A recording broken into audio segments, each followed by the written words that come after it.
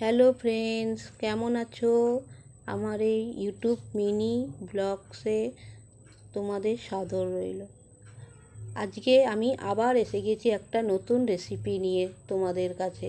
তার জন্য তোমরা প্লিজ আমার এই চ্যানেলটিকে লাইক, কমেন্ট, শেয়ার ও সাবস্ক্রাইব করে দিও প্লিজ। আজকে বানাবো আমি পটলের যুগল মিলন চিংড়ি মাছ দিয়ে।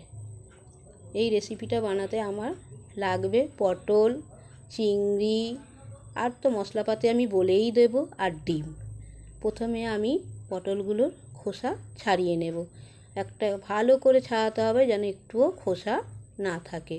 তারপরে পটলগুলোকে আমি ভালো করে ধুয়ে নিয়েছি। ধুয়ে নেওয়ার পর একটা চামচ দিয়ে আমি ভেতরে যে বীজগুলো আছে সেগুলোকে বের করে নেব।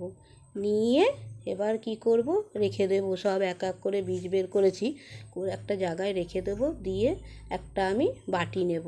তাতে আমি নুন, হলুদ আর চিংড়ি মাছ আর ডিম নিয়ে ভালো করে আমি সেই জিনিসটাকে চামচের দ্বারা ফেটিয়ে নেব।